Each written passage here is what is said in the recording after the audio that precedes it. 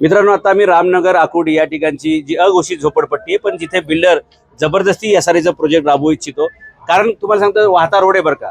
मग रोड आहे, मग त्याच्यावरती बिल्डरचा डोळा येतोय. आता ज्यांची घरं याच्यामध्ये तोडून बिल्डरला जबरदस्ती एसआरए प्रोजेक्ट राबवायचा आहे, त्या नागरिकांचा जो सक्त विरोध आहे, तीव्र विरोध आहे.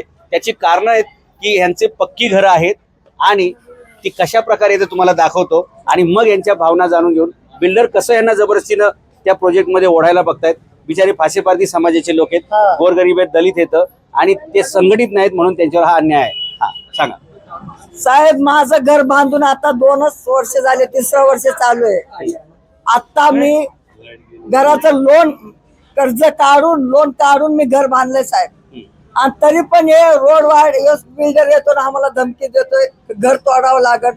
आणि तुम्ही नाही तोडले आम्ही बोल्डीजर लावू, आम्ही रोड वार्निंग मध्ये घेऊ. तुमचा काहीच मुद्दा आम्ही सापडून देऊ नये. मित्रांनो, झोपडपट्टीची व्याख्येत ही घरं बसत नाहीत. ही अघोषित झोपडपट्टी आहे, म्हणजे ही झोपडपट्टी नाहीच आहे बरं का. इथं पक्की घरात लोक राहतात. हे बघा, यांचं तुम्हाला घर दाखवतो. लाईट गेली बरं, म्हणजे आम्ही शूटिंग करायची बरोबर लाईट पण गेली. हे बघा, अशी यांची एवढी मोठ्या साईजची ही पक्की घरं आहेत. हे बघा, ही अशी यांची पक्की घरं आहेत. हे बघा, आतमध्ये दाखव. हे बघा, अशी पक्की घरं तिथं आतमध्ये पण तुम्हाला दाखवतो. हे बघा, किचन साहेब, हे बघा किचन बघा. आमचे फ्लॅट वाणी घर साहेब. आमच्या जातीमध्ये असं आहे की आम्ही बाय माणूस घरामध्ये आंघोळ करत नाही बरं का.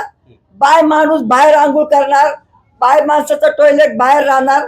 आम्हाला ते आता बिल्डर जे बांधून देणार तर तसलं आम्हाला चालत नाही. हा, त्याला तीच आम्ही म्हणणे. कर्ज काढून हे घर बांधले. कर्ज काढले साहेब, मी 6 लाख रुपये कर्ज काढले आणि त्याचा हप्ता आता चालू आहे. तरी अजून हप्ता बी फिटला नाही, तरी आमच्यावर एवढी मोठी कारवाई झाली आहे साहेब. हेच आमचं म्हणणं. आता आपण पोलीस स्टेशनला जाणार आहे आणि सोमवारी आपण एसआरएच्या कमिशनरांबरोबर पण मीटिंग लावलेली आहे. तुम्हाला पूर्ण आम्ही कायदेशीर मदत करू. बरोबर. जय भवानी, जय शिवाय, जय भवानी. माझी विनंती करूया. मांडुणकर साहेब, मला 3 पोरं आणि 1 मुलगी आहे साहेब. आणि चौघांना एकच घर कसं काय चालेल? एवढे सगळ्यांचे लग्न. 3 भाऊ आणि माझी 1 बहीण आणि आई. वडील तर आमचे गेले, वडील राहिले नाही. 1 वर्ष बी नाही झाला अजून. डायरेक्ट आल्याने वडिलांना दिले ना साईटला रूम ते राहायला. तेव्हा त्याच रूम आणि हे रूमाचं त्यांनी केलं आणि डायरेक्ट निघून गेलं. म्हणले एवढे 2च भेटणार तुम्हाला. अहो म्हणलं असं कसं काय, आम्ही हाय किती 3 भाऊ आहे म्हणलं, आई वडील आहे. लग्न झालं तुझ्या पाया पडून. अहो म्हणलं आम्ही एवढं घरामध्ये कसं तरी ऍडजस्ट करतोय. दरवाजा ऐका सर, आम्हाला जर त्यांनी टायमिंग दिला असता बोकसच करते ते जे त्यांचं ऐकतात, ते त्यांच्याकडनं पैसे घेऊन हे झालेत, त्यांचं ऐकून त्यांचा सर्वे होतोय. भोकस सर्वे चालू आहे त्यांचा. ज्यांचे खिशे भरले त्यांचा सर्वे चालले.